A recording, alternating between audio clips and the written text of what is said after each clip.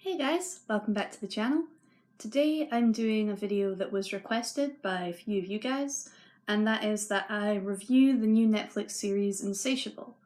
This is a series that centers around a girl that has a lot of issues with binge eating disorder. She has gained a lot of weight in high school and is bullied for this during her high school years. A crazy series of events unfurl that lead to her being punched by a homeless person, and this causes her to have her jaw wired shut. She has to have a liquid diet and therefore loses a lot of weight, and as the trailer would have you believe, she becomes really popular and her life vastly improves as she gets the attention of boys and things look up for her. I had misgivings about this trailer, and there was even a petition going around and a lot of controversy around the series because of this trailer and how damaging it could be for people such as myself and so many of us with mental illness that are recovering from various eating disorders, not just binge eating disorder, because it was promoting this narrative that skinny is magic and that your life won't improve unless you drastically lose a lot of weight. The actress herself wasn't forced to lose a lot of weight for the role. There was a horrible, cringe-inducing fat suit that you only have to endure for one episode. And aside from that fat suit, I'm happy to say that it was actually handled with quite a lot of care. The subject of Patty's weight and her struggle with her weight, and there's definitely not a narrative that skinny is magic. This is dispelled within the first few episodes, which is good. There are several characters that sort of spin this narrative, but the series, as it progresses, goes on to prove that their weight has no bearing on the events that transpire in their life. This is through their own doing and has nothing to do with how heavy or how skinny they were at the time. Patty's weight is very much, and this will contain spoilers by the way, this sort of pseudo review. I'm really just looking into things that could trigger someone that's been recovering from an eating disorder, how this relates to the community of mental health. So I'll be maybe looking at a few spoilers within the series, and I'll be talking about those in this video. I'll try not to name characters specifically if you were just looking for general trigger warnings and things to look out for just in case. So yeah, basically, this show is not great. I wouldn't go as far to say that I enjoyed the show. I definitely got a lot more out of it than I was thinking I would. It's not well written. There is consistent narration, which really dumbs down some of the show's more sort of poignant themes, such as eating disorders. This isn't really explored. There's some mention of eating disorder charities within the show. There's some topics such as abortion that are handled within the show that could have been explored further, but the show, if given the choice between dramatic twists and exploring issues further, it always seems to take the dramatic twist or the drama angle. So there's not really any careful exploration of body issues, but it's certainly not being made fun of.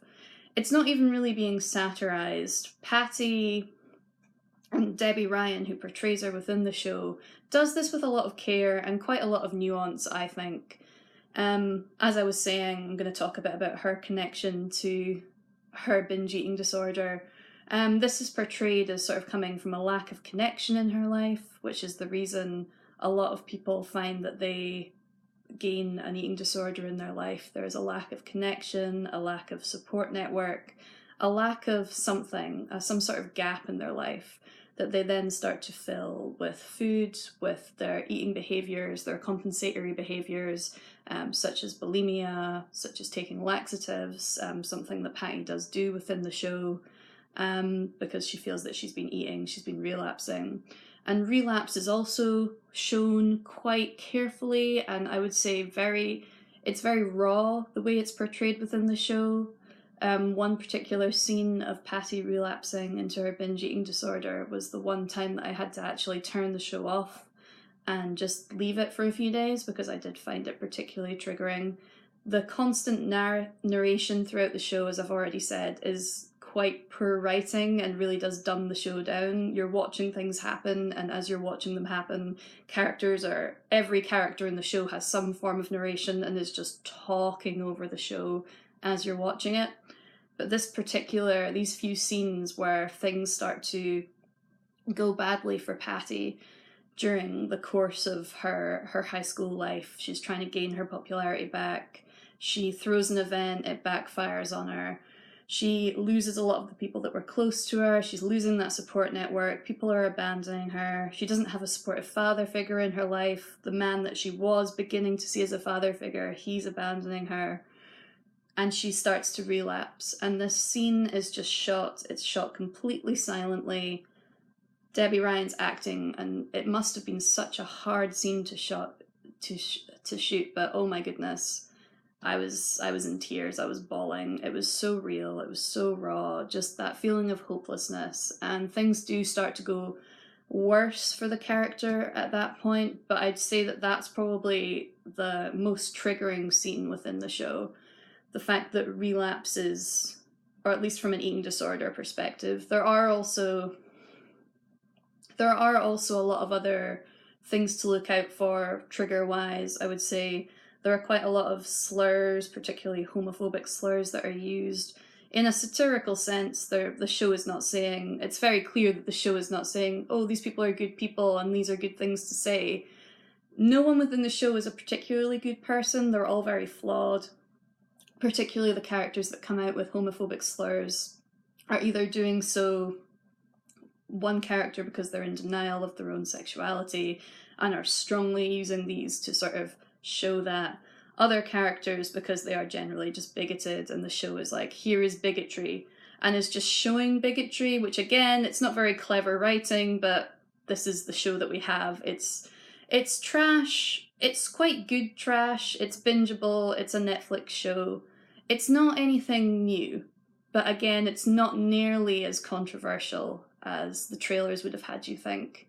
I think one thing that made me particularly willing to take a chance on this was Split. The film Split, starring James McAvoy, directed by M. Night Shyamalan. When that trailer aired, it very much gave you the idea that this could be exploiting people with DID, people with schizophrenia, people with borderline personality disorder, because it looked like it was a take on the villain is going to be this person with multiple personalities, and that is the movie.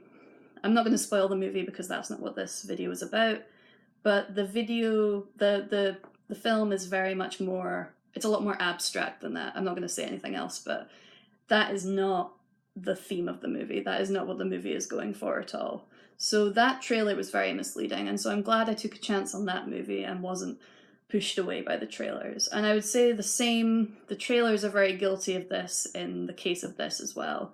There are some other really poignant scenes in regards to Patty and the way the show handles her weight. And that is that she has a lot of body dysphoria, a lot of still not seeing herself as that girl that has lost weight. She's still seeing herself as what the school has dubbed her as, Fatty Patty. And when she tries on a bikini for the first time, she has a breakdown in a changing room, and that is a really powerful scene. Her best friend comforts her, and the dialogue there is just incredibly real. For any of us that have had friends like myself that have helped you through scenarios like that have reassured you and tried to let you see yourself the way that they see you, the dialogue in that scene is particularly good. There's also a scene where Patty discusses feeling comfortable in your own skin with a trans woman that she's just met in a bathroom during a fundraiser. And I feel characters like this are really underutilized because this conversation is great. The trans woman she talks to is talking about the days where she doesn't feel feminine enough. Patty's talking about the days where she doesn't feel like she can show skin because she still feels that she needs to lose another 10 pounds and another 10 pounds. And then together they have the strength to go out and try and wear those bikinis together. But then that trans woman is never seen again in the show. She's literally just used for that one scene. And her community is brought in. There's an LGBTQIA centre that is brought in specifically for one fundraiser to show that one character is a good guy, to kind of redeem him and his arc. So he's like, oh, I'm a good guy, I've brought these people from this really diverse centre to help your fundraiser, the fundraiser goes well, and then those characters are never seen again. And I think that would have been a really interesting opportunity to explore those characters more. But there is definitely an aspect of tokenism there, which is not great. Again, it's not a very smart show, it's not that clever a show.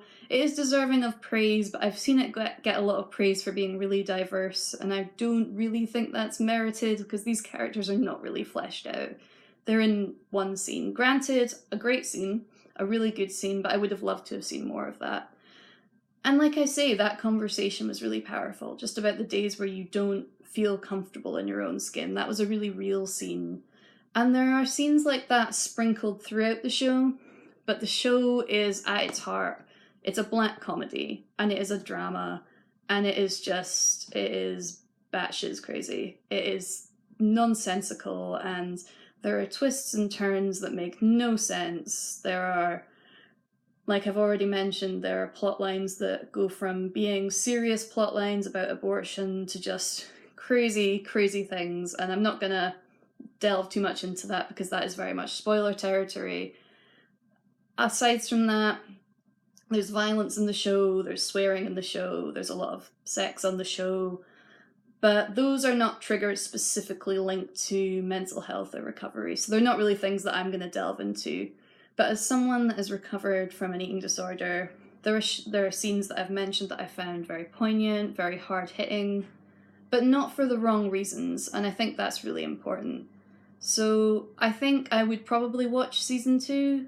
There are characters that I find quite interesting. There was dialogue that I found quite real, quite relatable.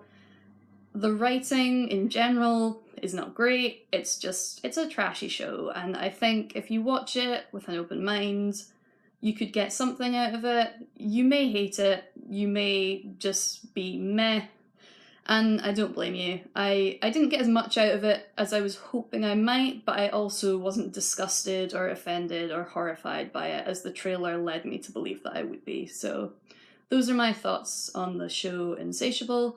And yeah, that's this week's video, and it's been lovely to see you guys on a weekly basis. I'm really happy to be getting a weekly video up and running, and I hope to see you guys again soon. Love you loads, and thanks for all the support. It's been great. Thanks. Bye.